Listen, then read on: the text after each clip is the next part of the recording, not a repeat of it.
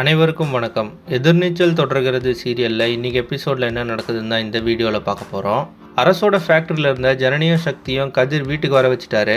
அப்போ போலீஸ் வந்து எல்லாருக்கிட்டையும் விசாரிக்கிறாரு என்ன நடந்துச்சு அப்படின்னு சொல்லிட்டு. அப்போ ஈஸ்வரி கிட்ட பேசுகிற போலீஸ் உங்கள் பொண்ணை காணும்னு சொல்லிட்டு நாங்கள் அன்அஃபிஷியலாக தான் தேடிட்டு இருக்கிறோம், நீங்கள் பேசினா தான் நாங்கள் அஃபிஷியலாக கம்ப்ளைண்ட் எடுத்து தேட முடியும் அப்படின்னு சொல்கிறாரு. அதுக்கப்புறமா கம்ப்ளைண்ட் கொடுக்க ஈஸ்வரி ஒத்துக்கிறாங்க. அப்போ போலீஸ் கேட்குறாரு உங்களுக்கு யார் மேலாம் சந்தேகம் இருக்கா அப்படின்னு சொல்லிட்டு. அப்போ ஈஸ்வரி சொல்கிறாங்க ஜனனி தான் என் பொண்ணை கொண்டு போய் எங்கேயோ மறைச்சி வச்சிருக்கா அப்படின்னு சொல்கிறாங்க. அது மட்டும் இல்லாமல் கைப்பட எழுதி நந்தினி மேலே கம்ப்ளைண்ட்டும் கொடுத்துட்டாங்க. அதுக்கப்புறமா கதிர் போலீஸ்கிட்ட ஜனனியை ஜெயிலில் பிடிச்சி போட சொல்கிறாரு. ஆனால் சக்தி வந்து இவங்க மாசமாக இருக்கிறாங்க, அதனால் நாங்கள் எங்கேயும் போக மாட்டோம், நாங்கள் இப்போ தங்கியிருக்க இடத்துலேயே இருக்கிறோம் அப்படின்னு சொல்கிறாரு. ஆனால் அது கதிர் வந்து நீ அங்கே போய் சாருபாலா மதிவதனி கூடலாம் சேர்ந்து இந்த கேஸை உடைச்சிருவ அப்படின்னு சொல்கிறாரு.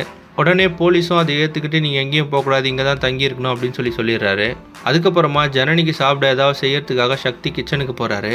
அப்போ நந்தினி நான் களி செஞ்சு தரேன் அப்படின்னு சொல்கிறாங்க.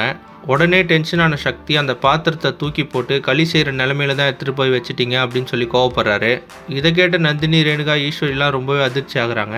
தர்ஷினியை கடத்தினது யாருன்னு ஜனனி கண்டுபிடிக்க போகிறாங்களா, இல்லை போலீஸ் கண்டுபிடிச்சி ஜனனி மேலே எந்த தப்பும் இல்லை அப்படின்னு ஈஸ்வரிக்கு புரிய வைக்க போகிறாங்களா அப்படின்றத அடுத்தடுத்த எபிசோடில் பார்த்து தெரிஞ்சுக்கலாம். இந்த மாதிரி எதிர்நீச்சல் தொடர்கிறது சீரியல் அப்டேட்ஸ்க்கு நம்ம சேனலை சப்ஸ்கிரைப் பண்ணுங்கள், ஃப்ரெண்ட்ஸ் அண்ட் ஃபேமிலிக்கு ஷேர் பண்ணுங்கள். நன்றி.